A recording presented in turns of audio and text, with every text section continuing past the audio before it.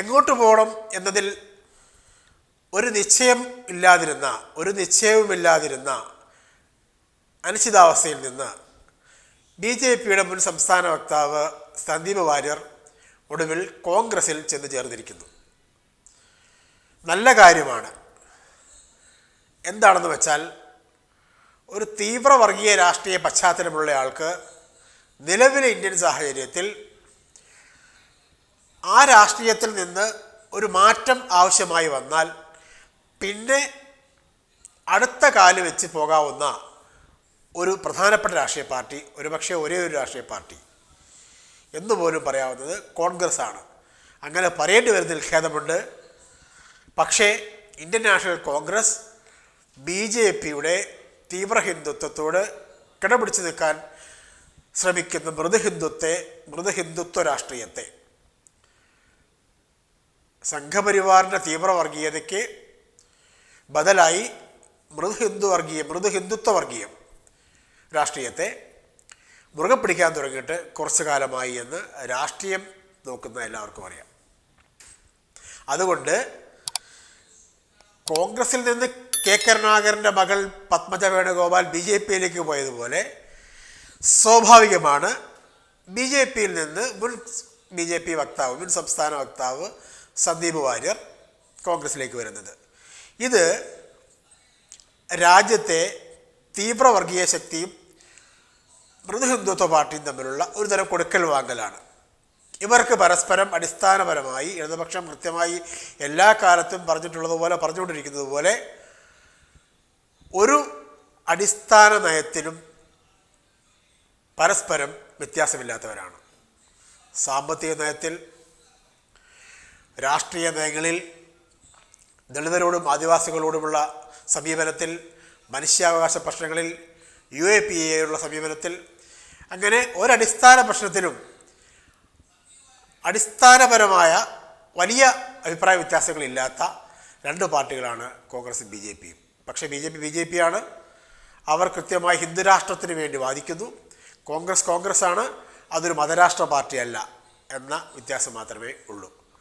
കോൺഗ്രസ് രാജ്യത്തെ ഏറ്റവും വലിയ മതനിരപേക്ഷ പാർട്ടിയാണ് എന്ന് ഇപ്പോഴും വിശ്വസിക്കുകയും വാദിക്കുകയും ചെയ്യുന്നവർക്ക് നിരാശ നൽകുന്ന രീതിയിലുള്ള നിരവധി കാര്യങ്ങൾ അവർ 1992 ബാബരി മസ്ജിദ് പൊളിക്കുമ്പോൾ നോക്കി നിന്നത് മുതൽ ഇങ്ങോട്ട് ചെയ്തു പോരുന്നുണ്ട്. അതിൻ്റെ ഒരു സ്വാഭാവിക തുടർച്ചയാണ് കോൺഗ്രസിൻ്റെ ഒരു BJPയുടെ ഒരു വിഷം ചീറ്റിക്കൊണ്ടിരുന്ന പ്രചാരകനെ തങ്ങളുടെ ഇഷ്ടപ്പെട്ട ആളായി വലിയ ആരവത്തോടെ ത്രിവർണ്ണ ഷാൾ പുതപ്പിച്ച് സ്വീകരിക്കാൻ കോൺഗ്രസ് കാണിച്ച ഈ വെമ്പൽ, തദ്ദേശ സ്വയംഭരണ മന്ത്രി MP രാജേഷ് കൃത്യമായി പറഞ്ഞതുപോലെ സന്ദീപ് വാര്യർ വെറും BJP അല്ല, RSS ആണ്. RSSൻ്റെ സജീവ പ്രവർത്തകനായി കുട്ടിക്കാലം മുതൽ വന്നയാളാണ്. അങ്ങനെ ഒരാൾക്ക് ഒരു ദിവസം കൊണ്ട് കുറച്ച് മണിക്കൂറുകൾ കൊണ്ട് ഇത്രകാലം വിശ്വസിച്ച ന്യൂനപക്ഷങ്ങൾക്കും ആദിവാസികൾക്കും ദളിതുകൾക്കുമെതിരെയുള്ള രാജ്യത്തെ മതേതരത്തിനെതിരെയുള്ള രാഷ്ട്രീയ കാഴ്ചപ്പാടുകൾ വേണ്ടെന്ന് വയ്ക്കാൻ കഴിയുമോ? കഴിയില്ല. ഒരു കാര്യം കൃത്യമായി പറയാം, അതാണ് സന്ദീപ് വാര്യരുടെ മാറ്റത്തിൻ്റെ കാതൽ. സന്ദീപ് വാര്യർ അദ്ദേഹം പ്രതിനിധാനം ചെയ്തിരുന്ന വർഗീയ രാഷ്ട്രീയം മറന്നതല്ല, തൽക്കാലത്തേക്ക് മാറ്റിവെച്ചതാണ്. ആ മാറ്റിവെക്കലിന് മുന്നിൽ വ്യക്തിപരമായ പല ദുരനുഭവങ്ങളുമുണ്ട്.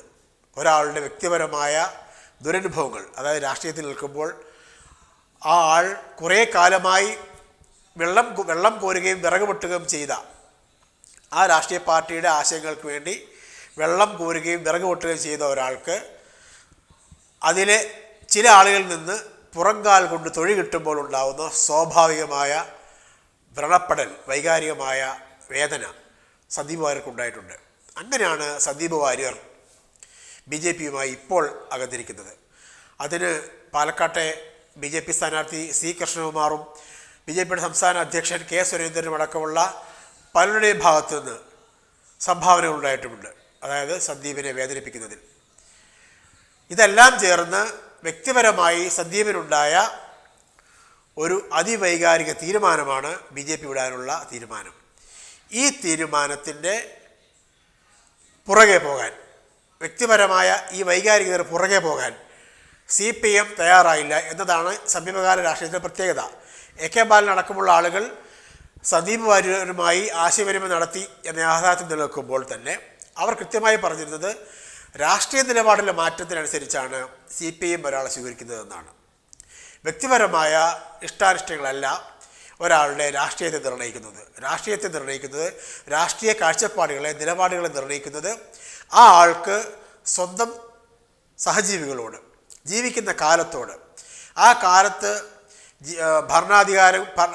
ഭരണാധികാരികൾ പ്രതിനിധാനം ചെയ്യുന്ന രാഷ്ട്രീയ നയങ്ങളോട് ഒക്കെയുള്ള നിലപാടുകളുടെ അടിസ്ഥാനത്തിലാണ് ഒരാളുടെ രാഷ്ട്രീയം രൂപപ്പെടുന്നത്. കേന്ദ്രത്തിൽ മൂന്നാമത് ഭരിക്കുന്ന സംഘപരിവാർ ഭരണകൂടത്തോട് ഒരു നിലയ്ക്കും വിയോജിപ്പുകളില്ലാത്ത തികഞ്ഞ RSSകാരനാണ് സന്ദീപ് വാര്യർ എന്ന് എല്ലാവർക്കും അറിയാം. സന്ദീപ് വാര്യർ പോലും അത് നിഷേധിക്കുന്നുമില്ല. BJP വെറുപ്പിൻ്റെ ഫാക്ടറിയാണ്, ഞാൻ കോൺഗ്രസിൻ്റെ സ്നേഹത്തിൻ്റെ കടയിലേക്ക് വന്നിരിക്കുന്നു എന്നൊക്കെ ഒരു പത്രസമ്മേളനത്തിൽ പറയാവുന്ന, തലക്കെട്ട് കിട്ടാവുന്ന വാക്കുകൾ മാത്രമാണ്. അതിനപ്പുറം BJPയിൽ നിന്ന് കോൺഗ്രസിലേക്ക് ഒരു സ്വാഭാവികമായ പാലം, നേരത്തെ നമ്മൾ പറഞ്ഞതുപോലെ തീവ്രവർഗീയ പാർട്ടിയിൽ നിന്ന് മൃദുഹിന്ദുത്വ പാർട്ടിയിലേക്കുള്ള ഒരു സ്വാഭാവിക പാലം അദ്ദേഹം താൽക്കാലികമായി, അവസരവാദപരമായി, സമർത്ഥമായി ഉപയോഗപ്പെടുത്തിയിരിക്കുന്നു എന്നുള്ളതാണ്. കോൺഗ്രസിൽ നേതാക്കന്മാർക്ക് യാതൊരു പഞ്ഞവുമില്ല. അവിടെ നേതാക്കന്മാർ കസേരയ്ക്കും പദവിക്കും സ്ഥാനങ്ങൾക്കും നിലനിൽപ്പിനു വേണ്ടി അടികൂടുന്ന സ്ഥലമാണ്. പ്രത്യേകിച്ച് കേരളത്തിൽ തുടർച്ചയായി രണ്ടാമതും ഭരണം ഇല്ലാഞ്ഞിട്ട് പോലും തമ്മിലടിയാണ്. അടുത്ത തവണ ഭരണം കിട്ടിയാൽ ആര് മുഖ്യമന്ത്രിയാകണം എന്ന് ആലോചിച്ച് ഉറക്കമിളയ്ക്കുന്ന 7 നേതാക്കന്മാരെങ്കിലും ഉള്ള പാർട്ടിയാണ് കേരളത്തിലെ Congress. KPCC secretary, general secretary, ഭാരവാഹികളാകാൻ കഴിയാതെ നിരാശരായവരുടെ കൂടാരമാണ് കോൺഗ്രസ്. സംസ്ഥാന മഹിളാ കോൺഗ്രസ് അധ്യക്ഷയായിരുന്നിട്ട് പോലും ഒരു ഷുവർ സീറ്റ് കൊടുക്കാൻ കോൺഗ്രസ് തയ്യാറാവാതിരുന്നതിൻ്റെ പേരിൽ തലമുണ്ടനം ചെയ്ത് കരഞ്ഞുകൊണ്ട് KPCC ആസ്ഥാനമായ ഇന്ദിരാഭവൻ്റെ പടിയിറങ്ങേണ്ടി വന്ന ലതിക സുഭാഷിൻ്റെ പാർട്ടിയാണ് കോൺഗ്രസ്. അവരെന്ന് ഇടതുപക്ഷത്തിനൊപ്പമാണ്. അങ്ങനെ നിരാശരുടെ കൂടാരമായ കോൺഗ്രസിലേക്ക് സംഘപരിവാർ പാളയത്തിൽ നിന്ന് ചെന്നുപെട്ടിരിക്കുന്ന സന്ദീപ് വാര്യർക്ക് കുറച്ചു കാലമെങ്കിലും കോൺഗ്രസിൽ നിൽക്കാൻ കഴിയുമോ എന്നാണ് കേരളം ഉറ്റുനോക്കുന്നത്. കാരണം കോൺഗ്രസ്സിന് സന്ദീപ് വാര്യരെ എത്രത്തോളം ഉൾക്കൊള്ളാൻ കഴിയും എന്നത് തെളിയിക്കേണ്ടത് കാലമാണ്. നമ്മൾ നേരത്തെ പറഞ്ഞ തീവ്രവർഗീയതയും മൃദുഹിന്ദുത്വവും തമ്മിലുള്ള മത്സരത്തിൽ കോൺഗ്രസ് ജയിക്കുമോ സന്ദീപ് വാര്യർ ജയിക്കുമോ എന്നുള്ളത് മാത്രമാണ് കാണേണ്ടത്. ഇലക്ഷൻ വരുന്നുണ്ട്, ഇലക്ഷനുകൾ ഇനി വരാനുണ്ട്, സംഘടനാ പദവികളുടെ കുറിച്ചുള്ള അവകാശവാദങ്ങൾ വരാനുണ്ട്. അവിടെയെല്ലാം സന്ദീപ് വാര്യരെ തൃപ്തിപ്പെടുത്താൻ കേരളത്തിലെ കോൺഗ്രസ്സിന് കഴിയുമോ എന്നതുകൂടി പ്രധാനപ്പെട്ട ഒരു കാര്യമാണ്. കേരളത്തിന് രസകരമായ ആകാംക്ഷയുണ്ട് സന്ദീപ് വാര്യരുടെ ഈ പോക്ക് ഉണ്ടാക്കാവുന്ന അനന്തരഫലങ്ങളെക്കുറിച്ച്. നമുക്ക് കാത്തിരിക്കുക തന്നെ ചെയ്യാം. നന്ദി, നമസ്കാരം.